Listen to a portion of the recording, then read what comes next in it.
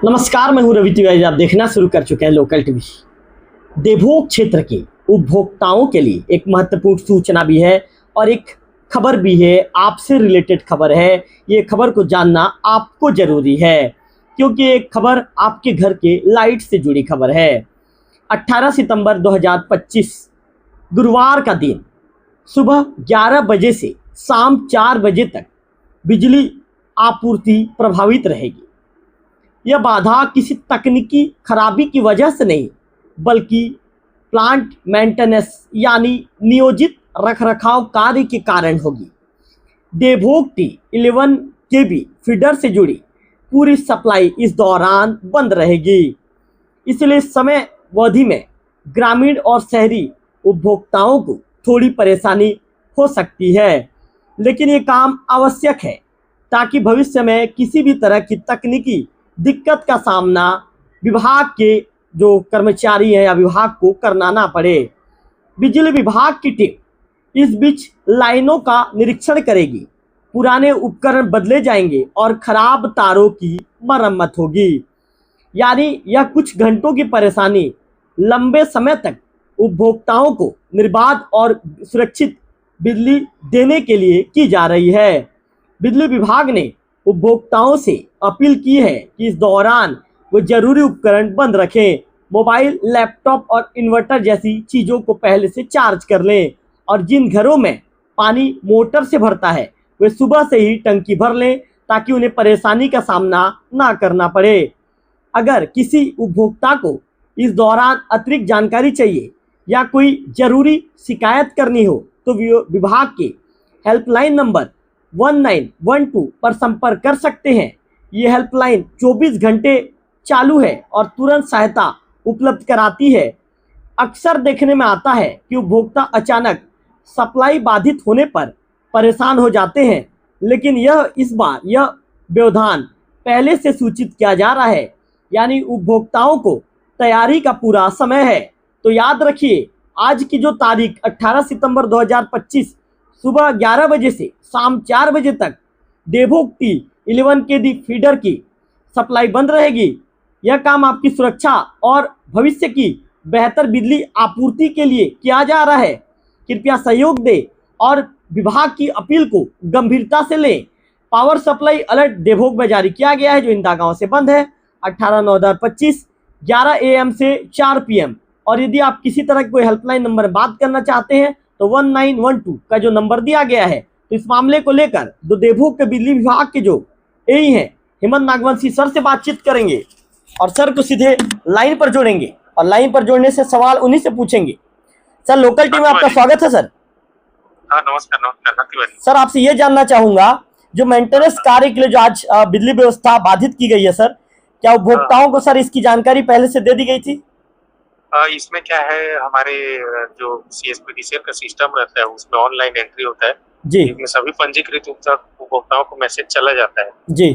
और इसमें हमारा एक ये था, प्लानिंग था कि जो वेरिएबल से जो सप्लाई है उसको आगे बढ़ाने का जी। तो कुछ तकनीकी खराबी के कारण उसको नहीं बढ़ा पाए जी। लेकिन इसमें बात अभी भी मेरे से चल रहा है। जैसे वो संभव होगा तो 15-20 मिनट में क्या है, मैनपुर गरियाबंद से जो सप्लाई आती है उसको आगे बढ़ाना चालू कर दिया जाएगा। साहब, लोकल टीवी के दर्शक आपसे ये भी जानना चाहेंगे, कितने गांव और कितने उपभोक्ता इस पावर कट से प्रभावित होंगे सर कुछ घंटों के लिए? इसमें वही है, हमारे देवभोग वितरण केंद्र और झाकरपारा वितरण केंद्र के लगभग समस्त उपभोक्ता हैं प्रभावित होंगे अभी। सर, आपसे ये भी जानना चाहेंगे, मेंटेनेंस के दौरान कौन कौन से काम किए जाएंगे सर? जैसे लाइन बदलना, ट्रांसफार्मर चेक करना या तार सुधारना, कौन कौन सा काम होगा सर? इसमें क्या है, जो 132 जो लाइन है उसमें कुछ खराबी आया था जी। तो 132 वाले कांकेर से परमिट लिए हैं, तो कांकेर से इंदा गांव 132 लाइन अपना बंद है, उसी में सुधार कार्य चल रहा है। साहब, एक महत्वपूर्ण सवाल ये भी है, अगर तय समय से ज्यादा देर तक पावर सप्लाई बंद रही तो आप चूंकि देवभोग क्या बिजली विभाग के मुखिया हैं, तो आपके द्वारा क्या वैकल्पिक योजना है सर? हमारे द्वारा वही है, ये जो सड़ौली से सप्लाई लेना था, बढ़ाना था, जो हमारा गरियाबंद से 132 का जो सप्लाई है 33 के, उसी को आगे बढ़ाने का प्लानिंग था। इसमें कुछ तकनीकी खराबी कारण नहीं बढ़ा पाए। हो सकता है 15 मिनट में, अभी मेरी लगातार बात चल रही है, ये चालू भी हो जाएगा। सर क्या ये भविष्य में बार बार पावर कट से बचाने के लिए है, आज जो बिजली आपूर्ति बिजली व्यवस्था बाधित की गई है, या फिर ये केवल एक नियमित निरीक्षण है सर?